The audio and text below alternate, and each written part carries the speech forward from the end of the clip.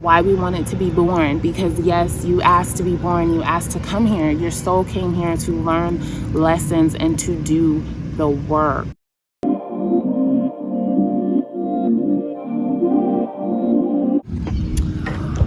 All right. Hold on, y'all. Why don't you just put her in her assigned seat? You're doing. Okay, you're doing that. Okay, cool. Well, all right. Grandest of risings, earthlings. It's your girl, Miss Mystical Rose. And in today's video, I just want to give you guys a quick explanation of like higher self and what that even means. A lot of this new age spirituality fails to really break things down, and that's why I'm here. I'm here to help y'all. This is literally why I was born. So just doing my job here, doing my job. So yeah, we hear the term like higher self. Hold on, I feel like I'm far. Okay, but I feel like the term higher self is really like interesting. Everyone always throws it around, and no one's really explaining like who your higher self is or where your higher self even comes from. Even with guides and like angels and all of that stuff, I'm just trying to think of where to start. I think the best way to start this off is by letting you know that time is not linear.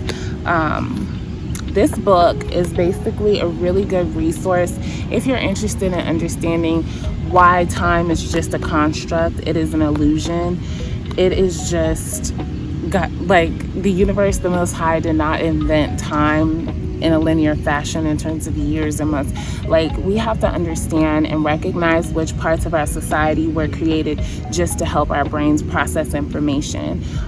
Things like diagnoses and time, and there are just certain things that were constructed to help our brain categorize things and make sense of this world, because there's a lot going on and our brain is always looking to process things. But yeah, this book was a great resource. It kind of explains physics. And so here's the thing about time not being linear. Essentially, what this book also helped me understand is that life basically behaves like an electron. And what does an electron behave like? Well, let's go back to science class. Now, we all know atoms are the building blocks of matter.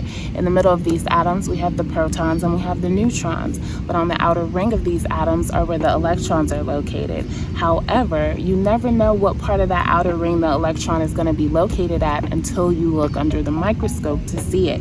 And that is how life works. The future, the past, it cannot exist. Like, all possibilities exist. And the only ones that are given life are the ones that are observed and the ones that you're choosing to put your attention toward. I know. Read this. This is a great resource. It's a great book. Wow, it's hot out here, so we're gonna be brief here. The sun is sunning, and we appreciate the sun, but making it a little moist out here. It's cooking your girl. But yeah, essentially that's what this book talks about, is just rethinking time. Now that we have that out of the way, let's dig a little deeper as far as your higher self is concerned. If the future does not exist, the past does not exist unless we actually create it, meaning okay, how do I put this?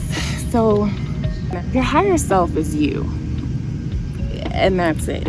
Your higher self is you from your greatest timeline as you've incarnated in this current reality.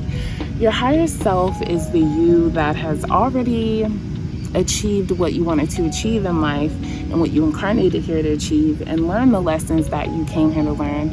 And your higher self is always guiding you. And the way that works, right, is like, let's say right now we're doing shadow work or something, and we go back and we, kind of hug our inner child, and we kind of tell our inner child the things we wish we knew.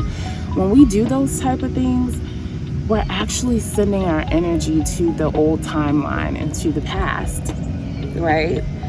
It's crazy. It really is crazy. So yeah, when we do that, we're actually sending our energy to the past. So there is a future you that is sending energy okay, because I've been seeing UFOs. So I was like, look, are we getting a UFO? Basically, that's what your higher self is doing. Your higher self is the you ahead of you, the you that's leaving you the breadcrumbs to get to your most preferred timeline in this reality, even though you probably don't realize it's your most preferred timeline yet. When we incarnate here, when we're born, we come here to do something. We all have unique gifts. We all have unique reasons why we wanted to be born, because yes, you asked to be born, you asked to come here. Your soul came here to learn lessons and to do the work, okay? And so your higher self always remembers that, because only once we learn lessons and fulfill what we came here to do can we stop the birth and death cycle and stop the cycle of human suffering. That was the big part of my spiritual journey, was just like, I remember just feeling like life was so hellish, and I remember just asking God or the source, just show me what I have to do to not reincarnate back in this motherfucker. So essentially, yeah, your higher self is you, from your most preferred timeline in this reality. Your higher self is guiding you toward nirvana so that you don't have to come back into this experience of suffering and start all over again and try to learn the lessons all over again. So yeah, your higher self is you. Your guides, it gets even deeper, right? Your angel guides are you from different dimensions. Your angel guides are nothing more than you in different forms. Your angel guides have seen existence play out, and just your angel guides have infinite wisdom. Your angel guides have infinite wisdom, but your angel guides aren't like people.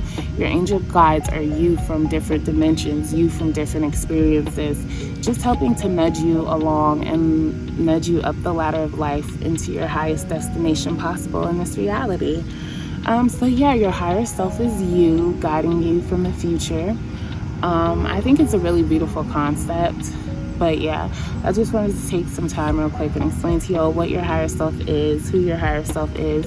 And a big reason why I also want to explain this is so that we can surrender to the magic of life. Life is really magical if you just relax and follow the breadcrumbs. I promise you it all makes sense in the end. I'm going to make a video on symbolic sight, because we have to learn to look at life with symbolic eyes, because that's how the universe speaks to us. It's not through words, it's through numbers, symbols, colors, animals, and just the world around us. So yeah, that is all. I'm just seeing so many symbols and signs from the universe right now.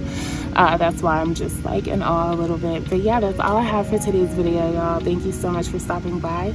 Like, comment, share if you care, and yeah, let me know what else you want me to make videos on. Thank you so much for watching. Oh, and subscribe too. Peace.